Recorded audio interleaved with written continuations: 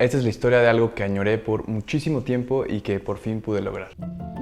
Siempre me han gustado las bicis. Creo que es uno de los mejores inventos de la historia. Cuando era chico andaba por doquier y era muy feliz. Pero luego me mudé y pasé la mayor parte de mi vida en los suburbios, donde no se podía pedalear en paz. Todo estaba hecho para coches. Hace unos años me mudé a una zona más plana y me compré una bici preciosa. Se llamaba Bala de Plata y era una edición especial de piñón fijo. Estaba enamorado y me la llevaba a todos lados. Iba por tortillas, al súper, a recoger roles de canela recién horneados por Sofía en la noche. Sentir el viento en mi cara me daba una sensación de libertad que muy pocas cosas han podido hacer hasta la fecha. Todo iba bien hasta que se metieron a mi edificio y se la robaron en lo que yo dormía. En mi tristeza, mezclada de enojo e impotencia, me puse a averiguar sobre diferentes marcas mexicanas a las que yo pudiera apoyar y así reponer mi Freedom Machine. Le menté la madre a mi país porque nunca me imaginé que se meterían a mi edificio a robar. En ese surfeo por la web me topé con el término bikepacking y me voló la cabeza. Me cambió la vida, de verdad. No te puedo explicar a qué nivel me obsesioné. Abrí 80,000 tabs en internet, vi todos los videos, me sumergí en un mundo nuevo lleno de rutas, de gadgets, de aventuras por tener y lugares por explorar. Por ejemplo, hay una ruta de 3 días que conecta la ciudad de Oaxaca con Puerto Escondido en la costa. Otra que cruza toda la península de Baja California, desde San Diego o Tecate hasta San José del Cabo. Y otra de 100 días que cruza la mayor parte del continente europeo. Bikepacking básicamente es cargar con lo necesario para el viaje, pero en la bici, y de una forma un poco más minimal que el bike touring, de eso que se ve muy común que van personas con maletones en carreteras, ¿ya sabes? Pero bueno, no entraremos en específicos en este video. Compré mi bici nueva, emocionado me puse a entrenar y a soñar con algún día salir en mi bici y acampar en la naturaleza. Sonaba como el plan perfecto y no podía creer que apenas a mis 29 años de ese entonces lo estuviera descubriendo. Justo en ese momento tuve una caída muy fuerte escalando. Rupturas del ligamento, cartílago desprendido y esguince de 3er grado. Mi doctor me quería operar. Estuve meses en fisioterapia y en reposo. Fue un tiempo muy complicado.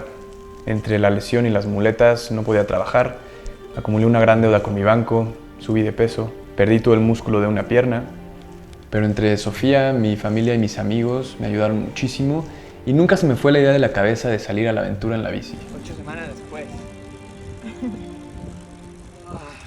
Después de 9 meses exactos, salí a mi primer viaje. Queríamos ir a una ruta en la biosfera de Tehuacán, una reserva natural en el estado de Puebla, muy conocida por su enorme variedad de especies cactáceas. De las 70 variedades columnares que se encuentran en nuestro país, el 64% las pueden ver en esa reserva. Es una locura. También se han reportado fósiles y huellas de dinosaurios que habitaron ahí hace un poco más de 110 millones de años. La ruta original toma entre 3 y 4 días, pero mis amigos son godines y unos atascados, y la querían hacer en 2. Le conté a Aaron, mi sensei de bikepacking, y me dijo que temía por mí y que me esperaba algo sumamente difícil. ¡Ah, perro! ¡Vámonos! Preparamos todo desde la capital y nos fuimos rumbo a Zapotitlán. Llenamos las maletas con comida, con ropa, con herramientas, todo para acampar y descansamos un poco.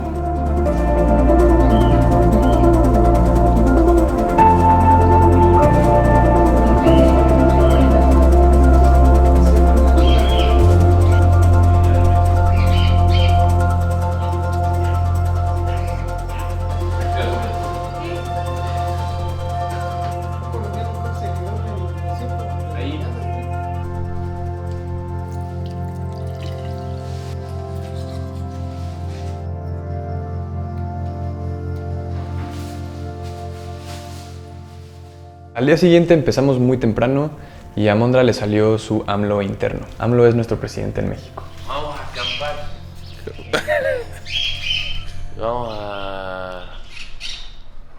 Vamos a avistar mucho cactus. Sí. No sé bien cómo hacer esto de la bici.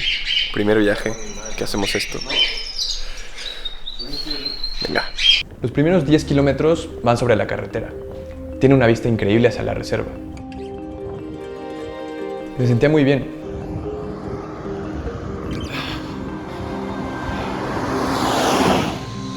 Paramos a desayunar memelas y tacos de sal en un local justo sobre el camino.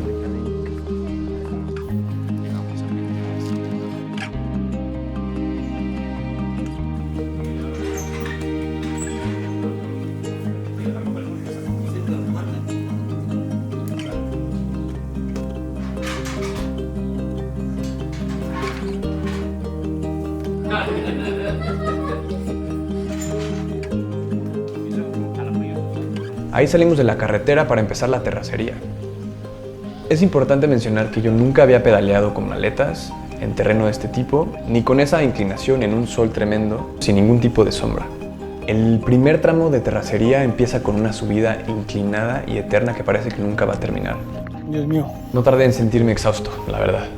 Goteaba sudor en el manubrio y me preguntaba qué carajos estaba haciendo ahí. ¿Qué se le ocurre hacer estas cosas? Traté de echarle la culpa a alguien más, pero me acordé que el que había insistido tanto tiempo en ese viaje había sido yo. Mondra y Jabo me esperaban de repente y yo seguía luchando pedaleo tras pedaleo. Claramente me faltaba entrenamiento y callo, pero estaba feliz de por fin estar ahí, haciendo lo que había soñado con tanta ilusión. Disfruté cada bajada como cuando era aún más niño. Disfruté tanto que en una bajada increíble, larguísima, ni siquiera me di cuenta que se desprendieron mis chanclas y cuando caí en cuenta era demasiado tarde y no había forma de recuperarlas. Unos kilómetros adelante, no sé qué pasó, pero me arrancó un dolor de rodilla descomunal, al grado al que tenía que bajarme a caminar y empujar la bici en el segundo en el que se ponía un poquito inclinado. Parábamos de repente cuando necesitábamos tomar agua o comer algo. Yo no tomo, pero lo amerita. Lo merecía. Y recargábamos pilas. Igual dosificábamos el agua porque entre un tramo y el otro no sabíamos si íbamos a conseguir. Me seguía costando mucho trabajo pedalear y las subidas seguían llegando, aunque de repente habían caminos pavimentados que me alivianaban muchísimo. Pensé que andar en bici sí es viajar físicamente, pero también mentalmente. Los pensamientos vuelan. Cuando entramos a la carretera principal, que era de subida, tuve que pedirle aventón a un buen samaritano que me ayudó a subir mi bici y me adelantó un poquito. Ya no podía más con el dolor. Cuando empezó a caer el sol, compramos un par de provisiones y buscamos un campamento en la mitad de la nada. Fue de lo mejor del viaje.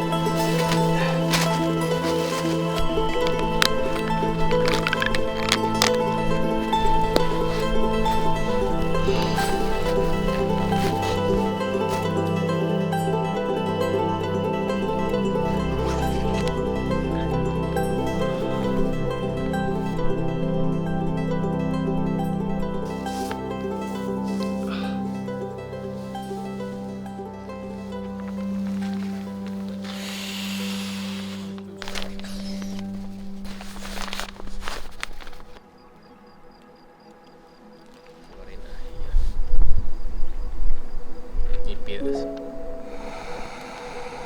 ¡Wow, qué rico!